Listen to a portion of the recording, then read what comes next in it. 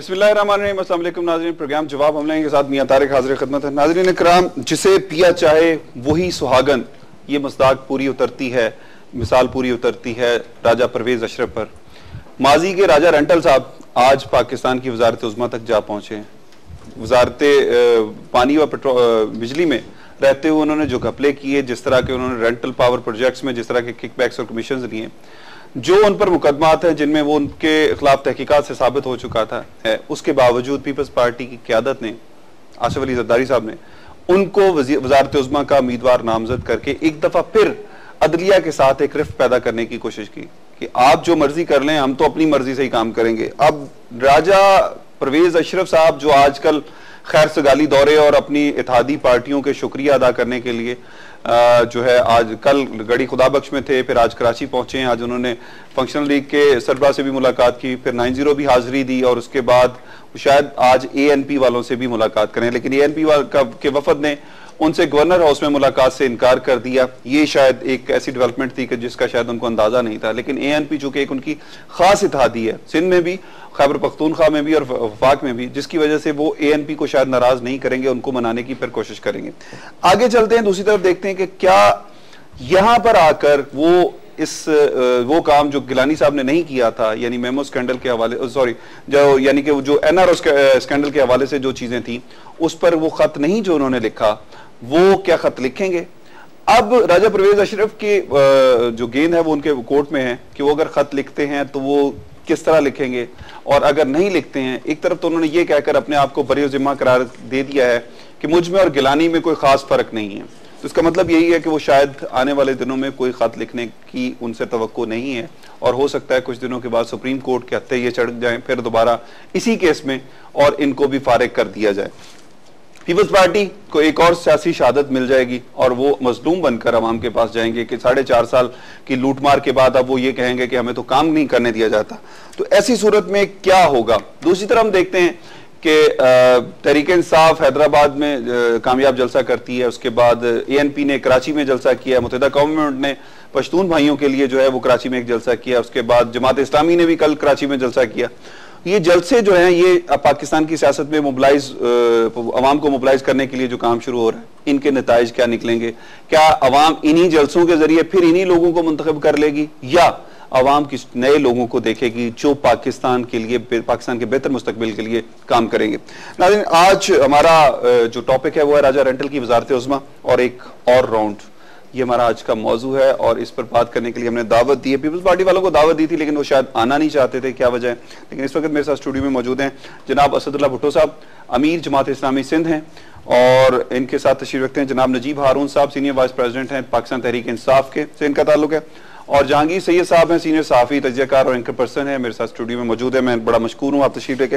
असदुल्लाह भुट्टो साहब, वज़ीर आज़म गिलानी साहब की रुखसती हो गई, रुखसती के बाद नया वज़ीर आज़म मुंतखब हो गया, क्या देखते हैं कि नया वज़ीर आज़म 6 माह में क्या कोई जादू का चिराग जलाएगा जिससे 4 साल की लूटमार या पाकिस्तान के जो 4 साल में पाकिस्तान को मसाइल 4.5 साल में दिए गए हैं वो मसाइल हल हो जाएंगे।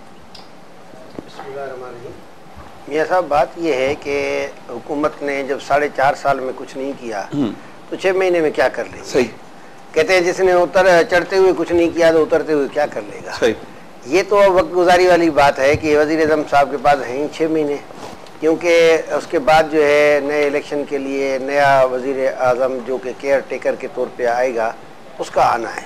मेरा ख्याल है कि ये तो जो वज़ीर आज़म साहब आए हैं ये तो शायद एक नुमाइशी वज़ीर आज़म होंगे और कुछ कर भी नहीं सकेंगे, और करने के लिए तो ये हुकूमत एक ऐसी हुकूमत है जी जिसके सूबे सिंध में कायदे हिज़्ब इख्तिलाफ़ी नहीं है जी। हिज़्ब इख्तिलाफ़ की बेंचें खाली पड़ी हुई हैं और हिज़्ब इख्तिलाफ़ के कायदे के दफ्तर को ताला लगा हुआ है। सही। इसी तरह से यहाँ जितनी पार्टियों ने मिल कर के इन 4-4.5 साल में हुकूमत की है, पाकिस्तान के तारीख में इतनी बड़े तादाद में कभी हुकूमती पार्टी या हुकूमती इताद नहीं रहा है। सही। लेकिन उसके बावजूद अवाम को कुछ नहीं मिला, और जब 4.5 साल में जो नहीं दे सके तो आखिरी 6 महीने में क्या करेंगे। इसलिए मैं समझता हूँ कि इसका आना या ना आना अवाम के लिए कोई फायदे का मूजिब नहीं है। अच्छा। और बाकी ये है कि जहाँ तक इनके रेपुटेशन का ताल्लुक है तो आपने बहुत अच्छी बातें की हैं, मुझे भी उससे इत्तेफाक है कि काश ये कोई ऐसा वजीर आज़म लाते जिसका रेपुटेशन तो कम से कम अच्छा होता। नहीं, क्या समझते हैं कि पीपल्स पार्टी के पास पूरे ऐवान में कोई एक ऐसा आदमी नहीं है जिसकी कोई रेपो अच्छी हो? मेरा ख्याल है कि उन्होंने पीपल्स पार्टी लाना नहीं चाहती, कोर्ट से रफ्त पैदा जारी रखना चाहती है? नहीं, वो तो लाए इसलिए है ताकि ये उनके कब्जे में रहे, क्योंकि इनको फाइल दिखाते रहेंगे, भाई अगर तुमने ज्यादा बात नहीं मानी या आपने जो है वो जरदारी साहब के साथ थोड़ी सी भी कोई बात की तो ये तुम्हारी फाइलें तैयार हैं। तो इसलिए मैं समझता हूँ कि ये तो उनके कंट्रोल में रहेगा, इसलिए इसको लाए हैं।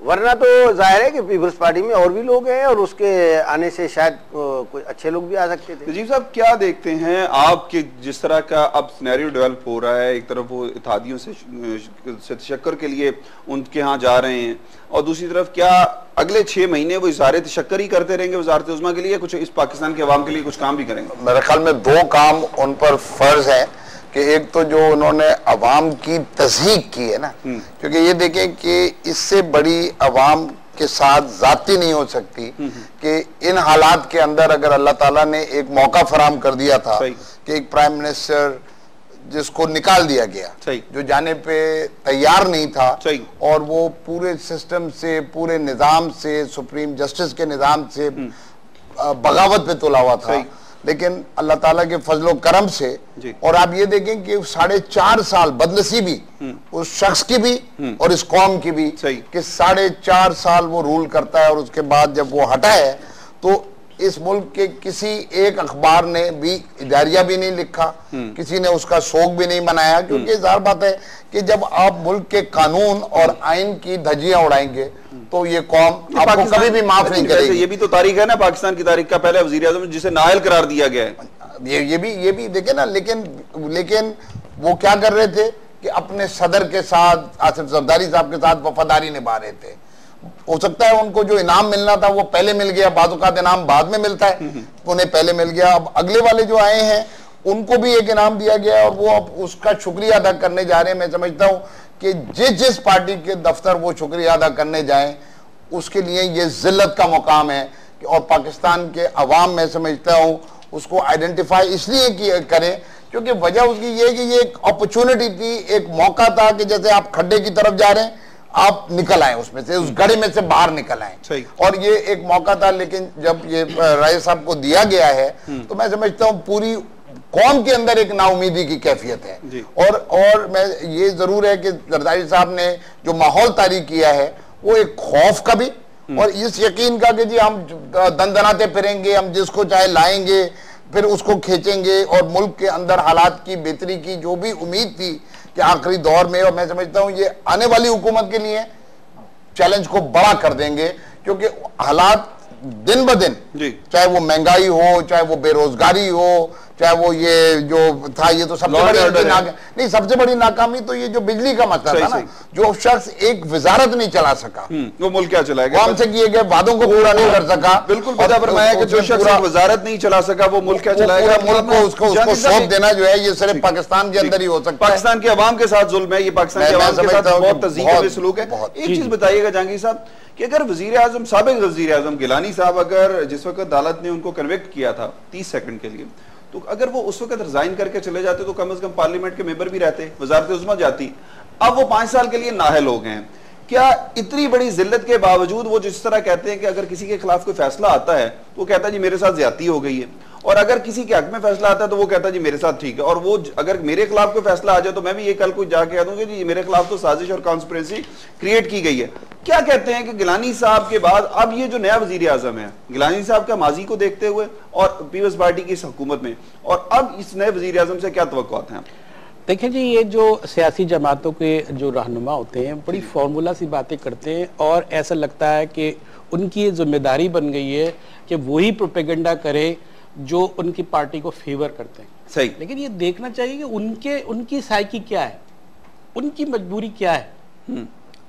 उनकी मजबूरी ये है कि उन्हें जो इक़्तिदार मिला है, समझे ना आप जी, उन्हें जो इक़्तिदार मिला है वो एक संपत्ति गेन करने के नतीजे में मिला, और उनसे आज तक इक़्तिदार के जो भी दर और दरीचे हैं वो संपत्ति के बुनियाद पे उन्हें इक़्तिदार देते हैं। सही।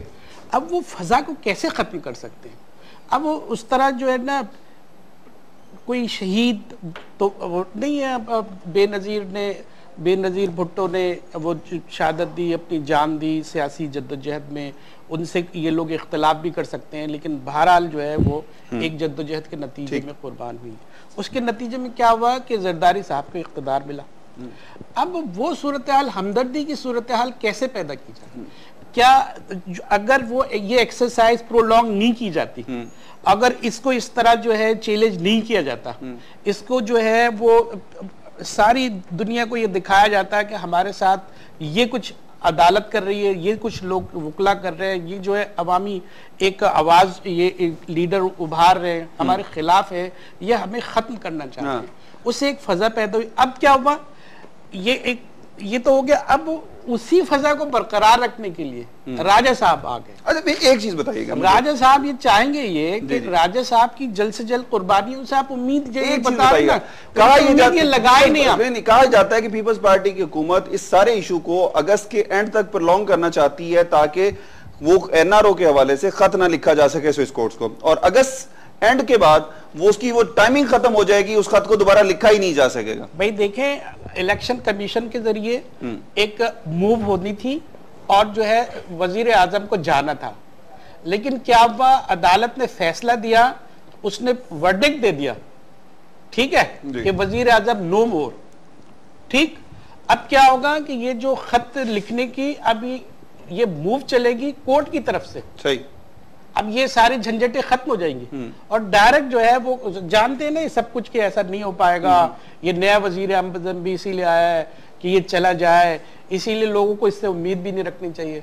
लेकिन अब जो डायरेक्ट ये फैसला लिया जाएगा और उसको डायरेक्ट कोर्ट लिखेगी, कोर्ट फैसला करेगी, वो एक कमीशन बना के भी हो सकता है, कोर्ट लिखेगी और इसकी सारी जितनी इनकी उम्मीदें हैं कि हमदर्दी 2-3 वजीर आजम हासिल कर लेंगे, वो खत्म हो जाएगी ना। डायरेक्ट अगर खत लिख देंगे तो फिर वजीर आजम को हटाने की जरूरत क्या रहेगी? सही। असद भुट्टो साहब, क्या मैं इसी तरफ आना चाहूंगा कि हुकूमत क्या टाइम गेन करना चाहती है कि जी उसको खत ना लिखना पड़े? इस वजीर आजम के जरिए भी उन्होंने जिस तरह वजीर आजम ने आते ही कह दिया कि मुझमें और गिलानी में कोई खास फर्क नहीं, हम सिर्फ कानून के तहत, कानून क्या कहता है हमारा कि जी एक अगर करप्शन हुई है तो हम उस पर खत ही ना लिखें? मेरे साहब बात यह है कि ख़त लिखना जो है ये अदालती फैसले पे अमल दरामद करना ये वज़ीर आज़म के लिए ज़रूरी था, ठीक, क्योंकि इस कोर्ट के फैसले पे अमल करना हर शहरी का और हर हुक्मरान के लिए ज़रूरी होता है। अगर इनको ये जो इस्तिस्ना है सदर की उसके मुतालिक कोई इबाहम था तो इनको चाहिए ये था कि वो जब एनआरओ केस चल रहा था उस वक्त उठाते, उसके बाद जब कोर्ट ने नोटिस लिया उस वक्त देते, या उसके बाद जब इन्होंने अपील रिवीजन की थी उस वक्त करते। इन्होंने तो उस इशू को टच ही नहीं किया है और अदालत ने क्लियर ये जो राय दी है वो उसके मौजूदगी में दी है। इसका मतलब ये कि अदालत उसकी जो तशरीह कर रही है वो ये नहीं है। लेकिन अब जो है एक शहरी ने आज के अखबारी इतलात के मुताबिक वहाँ पर एक पिटीशन फाइल कर दी है कि सदर के इस्तिस्ना के मुतालिक अदालत फैसला करे। ज्यादा बात करना तो मुश्किल है, लेकिन बादी नजर में जो नजर आ रहा है वो ये है कि देखिए खत लिखने से उनके खिलाफ कोई कार्रवाई शुरू नहीं हो रही थी, बल्कि खत लिखने के बाद सिर्फ ये था कि वो केस एक्टिवेट हो जाता, रेस्टोर हो जाता। चलने के लिए प्रोसीडिंग्स तो बाद में भी हो सकती है। मिसाल के तौर पे अभी ये जो फ्रांस में इलेक्शन हुआ तो निकोलस जो था वो हट गया, या आप देखें कि उसके ऊपर उन बुरसा ने केस किया था जो यहाँ अपनी बहरिया के आबदोजों के हवाले से धमाका हुआ था, शेरटन, उसके हवाले से उन्होंने उसके ऊपर इल्जाम लगाया था कमीशन का, किकबैक्स का और वगैरह वगैरह। लेकिन चूंकि वो प्रेसिडेंट था उसको इस्तिस्ना हासिल थी तो केस जो है वो रजिस्टर हो गया और पेंडिंग में रहा। और अब जो है इतलात ये है कि 9 जून के वस्त तक जो है उसका केस में ही उसका जो है